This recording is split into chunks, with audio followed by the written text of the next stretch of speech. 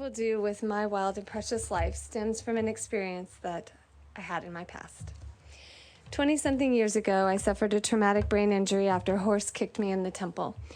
I was in a coma for about a week, and it's my understanding that I was very deeply in the coma, but all I know is my own experience. And here and now, I've decided to publicly give my story a voice. While in the coma, I feel I had a glimpse of the other side. The first thing I can tell you is that I feel complete and loved and surrounded by warmth, acceptance, and beauty. The colors were vibrant. There was beautiful music. But most of all, I tell you, I really felt like the edges of my body could feel the love surrounding me. It was like nothing I'd ever experienced, and I believe it's nothing that can be experienced on this plane. I loved this place. I felt whole. I was at peace and connected. I was no longer myself, but a part of something so incredible that I didn't even need to know what it was. I felt safe and loved. Again, completely at peace.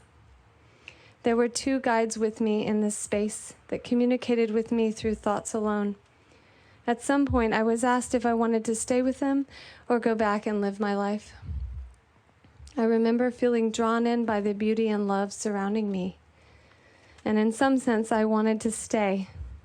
I knew that either choice would be okay and that I felt loved and okay in this place. But I was a child at the time, not much older than my daughter here, 12 years old, and even though I was young, I remember in that moment having great clarity and foresight about my life and the lives of my loved ones. I knew that if I stayed in this place, the lives of my family members would be changed.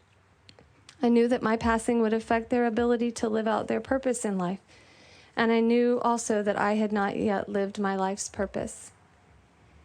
My life's purpose at that moment became very clear to me. I remember knowing then that I wanted to use music to help people. And looking back, I believe that it was in that moment that I actually chose my life's purpose. And I had the gift to do so, which I don't know if everyone gets to choose to come back. But I knew then that I needed to live, and there was still much for me to do. And as soon as I made that decision, I moved back into the darkness of the coma. But in this darkness, I saw something different. I saw music notes on a staff. I couldn't hear anything, but there was a different color for every note on the staff, and I remember watching the notes change on the staff. I watched these until they faded into nothing, and the sound of the music took its place.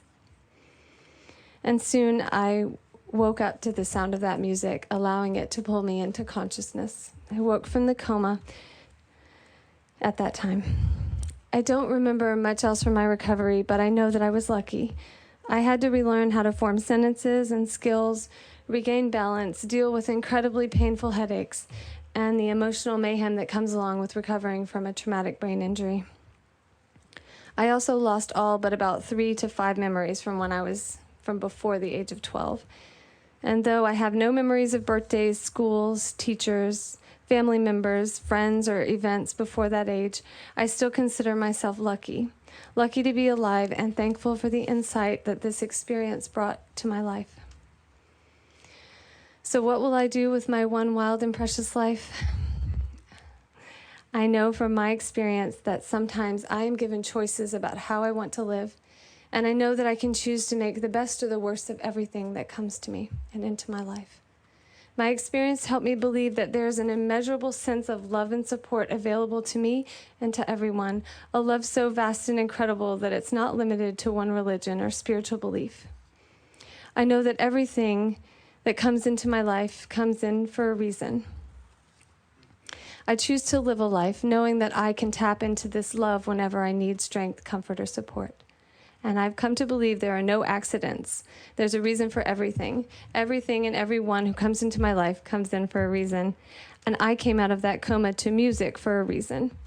I personally believe music has the ability to help us tap into something greater, and I choose to live a life as a music therapist where I help people do just that. And at the same time, I want to remember that my experience taught me what's important in life, because so much is not as important as we think, as I think. But the important thing in my life is relationships that I have with friends and family members. So I choose to live a life nurturing the relationships that I have And finally, I choose to live a life of gratitude. After my accident, I realized that every experience in life, be it positive or negative, is a gift, because I never know, and we never know how long we have to make a difference in this lifetime, in this moment, in this wild and precious life.